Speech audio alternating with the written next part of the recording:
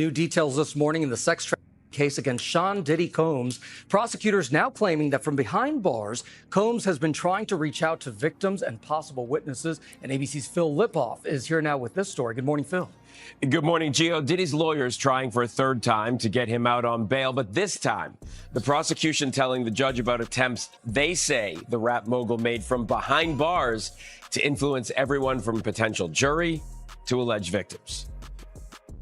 Who's the boss? Dudes is lost. Don't think cause I'm iced out, I'ma cool off. This morning, prosecutors leveling new accusations against Sean Diddy Combs, saying he poses a serious risk of danger even from behind bars as he awaits trial. In a court filing late Friday, prosecutors detailing the steps they say Combs is taking while locked up to reach out to prospective witnesses and influence public opinion to affect potential jurors. The accusations within the prosecution's motion to deny bail are very serious and will be considered very heavily by the judge because the judge is going to want to ensure that he is. Diddy's world is falling apart, and the stakes are higher than ever.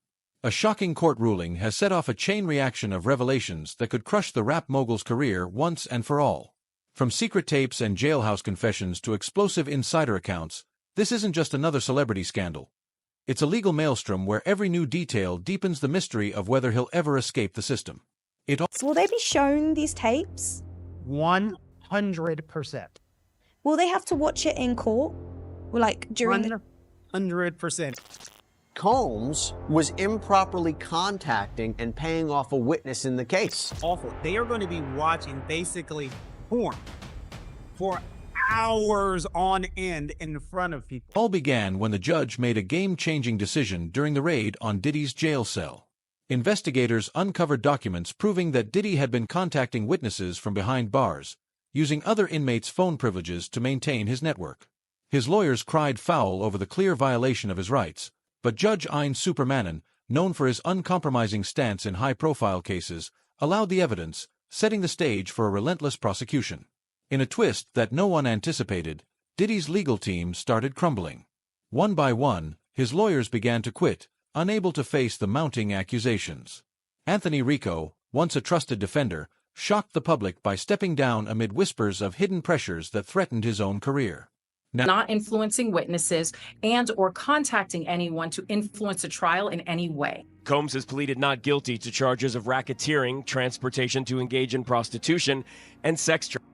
He denies any wrongdoing. The government now asking a judge not to grant Combs' third request for bail, in which the music mogul offers a $50 million bail package citing new evidence and changed circumstances.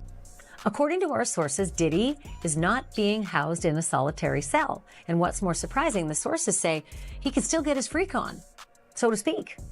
There is apparently a secret system that inmates on the block all seem to know about, a way to spy on the female inmates who are housed one floor below them. I thought there's no way there could be some way to contact the ladies down below, but tell me how it worked.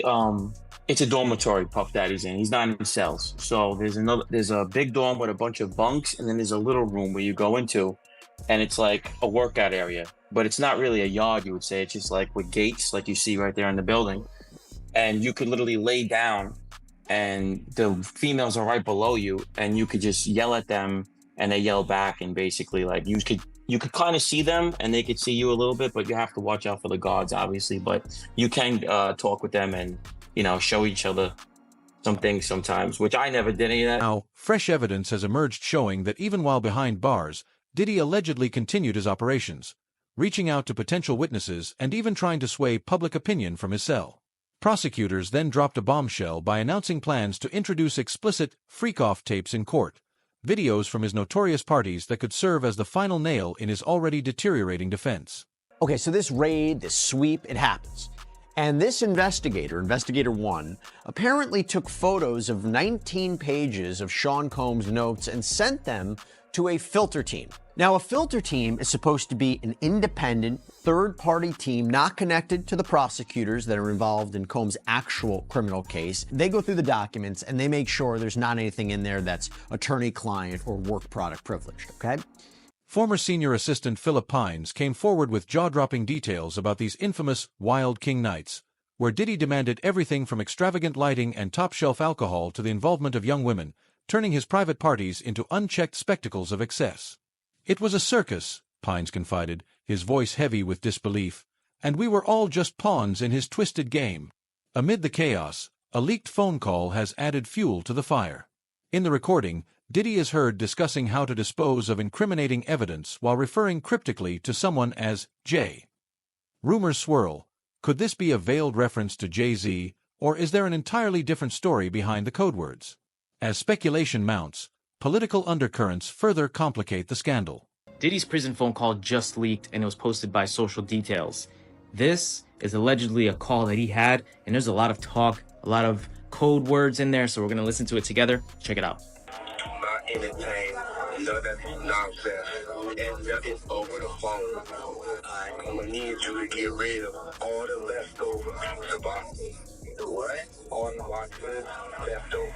Now, this alleged leaked call from Diddy in prison was talking about getting rid of pizza boxes. Now, if you know your stuff and you're privy, you know exactly what pizza stands for, and that's probably what they're talking about and referring to on this alleged leaked call. Pizza, for those who don't know, I'm gonna make it very clean. It has to do with children and selling. Make sure you recycle the plastic like you're talking. Now, in this alleged phone call, he starts talking about someone named Jay. People are speculating that maybe Jay-Z, but there's no confirmation. At the same time, he talks about recycling plastic. I don't know what that could mean. If you guys have any idea, comment and let me know. Everybody out there buy their more. Yeah, exactly. We gonna let them have their little fun, but I'm still gonna have them last laugh. I mean, it seems by the call that he's looking for help. He's saying that a lot of people are quiet, I guess people that are on his side, and that he's gonna have the last laugh at the end. Man, just do it. I told you to do, and don't forget about the list. And then he goes on to say, don't forget about the list. And we don't know what that list is or what that implies, but this is pretty crazy. Do I think this is legitimate? There is no confirmation yet if this is legitimate or not, but this is the alleged leak call of Diddy. Tell me what you guys think. New York City Mayor Eric Adams, once a close ally, now finds himself entangled in controversy, with whispers that he may have used his influence to cushion Diddy from harsher penalties. His involvement has only deepened as federal investigators scrutinize potential corruption among the city's elite. On the prosecutorial front, Special Agent Linda Martinez has emerged as a relentless force in dismantling the alleged criminal network. Teaming up with FBI agent James Reed, whose digital forensics uncovered hidden communication trails within the Metropolitan Detention Center, they're determined to expose every layer of Diddy's clandestine operations.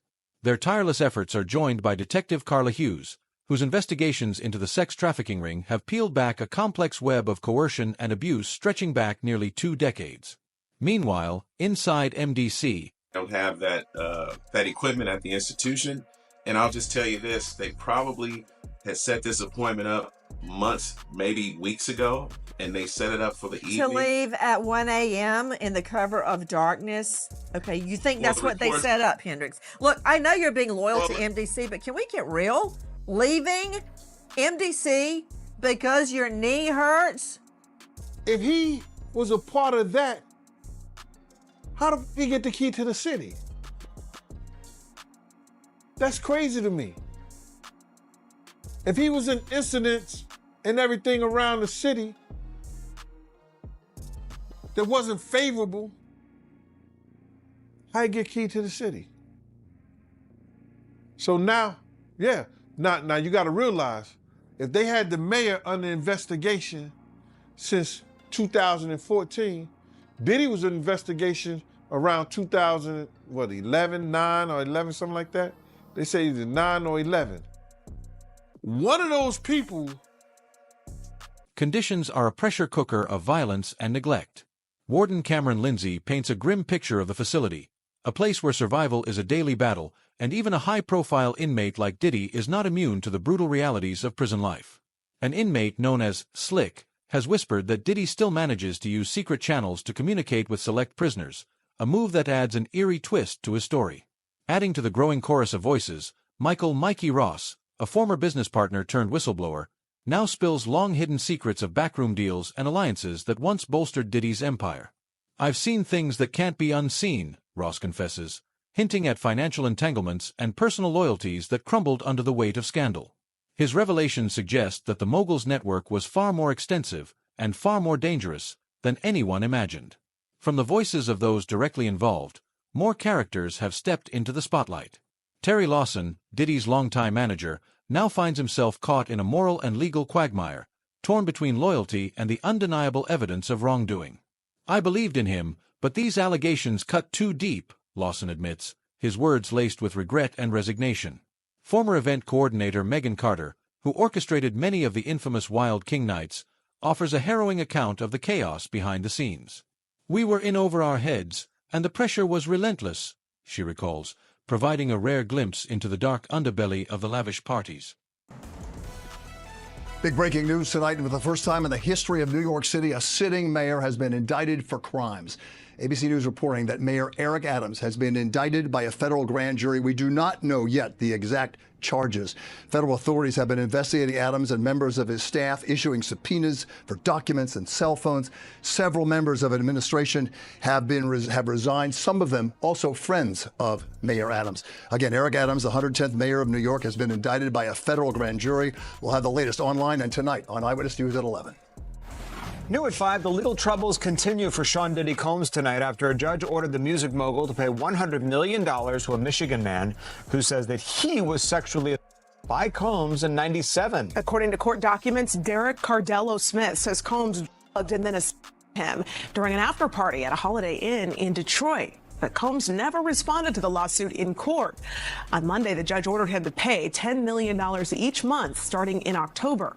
The victim is currently behind bars serving a 75-year prison sentence for criminal sexual conduct and kidnapping. Not to be outdone by the insiders, celebrity gossip columnist Veronica Steele and social media influencer Chris "Big Deal" Douglas have taken to their platforms, dissecting every nuance of the scandal and fueling a firestorm of public debate. Their commentary, sharp and unapologetic, has kept the story in the limelight, ensuring that every new twist is met with frenzied online discussions. Adding a final layer to this intricate tapestry, private investigator Raymond Gold has been tracking the case from its inception. With years of experience in high-profile investigations, Gold has uncovered links and discrepancies that even seasoned prosecutors might have missed. "There's a labyrinth of secrets here," he observes, "and every new piece of evidence makes it clear that this saga is far from over." Even as Diddy's fate hangs in the balance, his lead defense attorney Marcus King scrambles to mount a strategy against a seemingly insurmountable tide of evidence and internal betrayals. "We're fighting on multiple fronts," King admits, his voice tinged with desperation as he juggles testimonies, digital footprints, and a crumbling support system. With explicit tapes set to be presented in court, fresh charges of sex trafficking and racketeering piling up, and a constellation of insider testimonies and investigative revelations coming to light, the clock is ticking. Diddy's fall from grace seems almost inevitable, yet in a world where power and influence can sometimes rewrite the rules, the final outcome remains shrouded in uncertainty. What do you think? Is this the end of Diddy's reign, or will another twist save him from total collapse? Drop your thoughts in the comments below and stay tuned as this explosive story continues to evolve. Dr. King called it the law of unintended consequences. So sometimes the more you push a person down, the stronger they get. I told Mr. Combs I'm going to try and get his case to trial as quickly as possible. He has been ready to defend this case since he first found out about this case. Nothing has changed from his perspective. You're going to hear about my party. They're going to be shutting them down. They're going to probably be arresting me. Are responsible for the feds looking out after one, or either Diddy responsible, his interaction with the mayor, or the mayor interaction with Diddy may have caused the feds to be looking at both of them in some form or fashion. I don't know which one was first. Was it Diddy interaction with the mayor, or the mayor interaction with Diddy? Which one did the Fed have under surveillance first? And I think it was probably Diddy. Even as Diddy's fate hangs in the balance, his lead defense attorney Marcus King scrambles to mount a strategy against a seemingly insurmountable tide of evidence and internal betrayals. "We're fighting on multiple fronts," King admits, his voice tinged with desperation as he juggles testimonies, digital footprints, and a crumbling support system. With explicit tapes set to be presented in court, fresh charges of sex trafficking and racketeering piling up, and a constellation of insider testimonies and investigative revelations coming to light, the clock is ticking. Diddy's fall from grace seems almost inevitable, yet in a world where power and influence can sometimes rewrite the rules, the final outcome remains shrouded in uncertainty. Meanwhile, a new cadre of voices is emerging from the shadows. Veteran journalist Veronica Steele, known for her hard-hitting exposés, has uncovered hidden financial records linking Diddy to a secret network of influential figures. Her exclusive reports suggest that the alleged trafficking ring wasn't an isolated operation but part of a sprawling conspiracy that even reached into the upper echelons of the entertainment industry. Alongside her, former music executive Darren "The Hammer" Harris now faces federal scrutiny for allegedly funneling illicit funds to cover up the scandal, his once powerful position in the industry crumbling under the weight of new evidence. Social media is ablaze with the activism of rising influencer Lila Monroe, whose impassioned calls for justice have mobilized thousands online. Now, earlier in the day, prosecutors outlined some of the items seized when they raided Diddy's homes. That included AR-15 rifles, ammunition, and images and videos of sex performances Diddy allegedly organized. Let's go to Nima Rahmani, president of West Coast Trial Lawyers, former federal prosecutor, joining us tonight from Los Angeles. Thanks for joining us today. Are you surprised that he's being held without bail, and what does that tell you?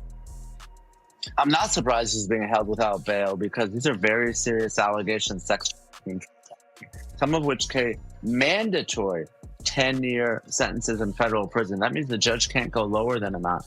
And of course, we know that Diddy, at least allegedly, according to the indictment, has threatened some of these witnesses and tried to bribe them. So given the nature of the charges and the fact that there's a presumption of detention for some of them, Diddy is being treated just like any other criminal defendant, despite his fame and his wealth. Monroe's relentless campaign has forced even high-profile figures to reconsider their loyalties, as she demands accountability for the victims and transparency about the corruption lurking behind closed doors. Adding to the intrigue is the mysterious informant known only as Shadow. This anonymous source has leaked a series of memos hinting at a deep-seated network of corruption that spans beyond Diddy's inner circle. Retired detective Marcus Bell, now a sought-after legal analyst, warns that if Shadow's revelations hold water, they could expose a conspiracy that implicates multiple layers of power and privilege. There's a labyrinth of secrets here, Bell asserts, and every new leak only deepens the mystery. In the corridors of power, Cassandra Reed. Get them to cope with what's going on. So his entire existence is to sit in this little cell, essentially. He can shower 3 times a week. He's not getting any real visits. If his lawyer does a legal visit, they have to come upstairs into the special housing unit to see him. Now, have you seen these reports about all these commissary items? They say that he could buy any of those. What was one of them? Steak or something? Ribeye, steak, Yeah. I mean, all kinds of nonsense. He's in the shoe, people. He's in a special housing unit. He cannot buy things off the regular commissary list. Once the mastermind behind Diddy's carefully crafted public image, now find herself on the defensive. Her desperate attempts to control the narrative have only amplified public outrage, as every new detail chips away at the facade of invincibility she helped build. Simultaneously, Tony T-Bone Rivers, an enigmatic former business associate, is threatening to release explosive details about secret offshore accounts and backdoor deals that once kept Diddy's empire afloat. Rivers' revelations promise to add another devastating blow to an already crumbling empire. As prosecutors gear up to unveil even more incriminating evidence, including a trove of digital communications that trace Diddy's clandestine operations, the legal landscape grows ever more complex. Every courtroom session and media leak adds new layers to the scandal, leaving the public to wonder whether this is the final chapter in Diddy's saga or if a last-minute twist could still rewrite the ending. What do you think? Is this the final downfall of Diddy's reign, or does the shadow of power still offer him a way out? Drop your thoughts in the comments below and stay tuned as this explosive story continues to evolve. When the trial starts and the jury sits, will they be shown these tapes? 100%. Will they have to watch it in court? Like during 100% in court in front of a room of people.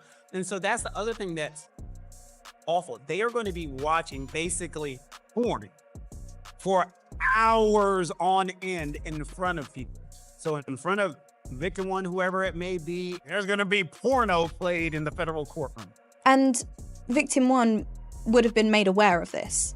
Oh, 100%. She's probably being told right now, like, this is going to be played in open court. Your sex history, your sex life is going to be talked about in open court. All of this. And presumably then she knows that and she's pushing forward because she hasn't withdrawn. But don't forget this. It doesn't matter if she does or she doesn't. This isn't a civil case. This is the criminal case. So she could flat out tell the federal government, I don't want to participate. And they can say, we don't care. This is a crime. Crimes are against the United States, not against them. Keep calling her victim one, but don't forget, she's a witness to a crime. So it doesn't matter if she went to them in today and said, I'm not participating. Their response, we don't care. Get your ass on the stand.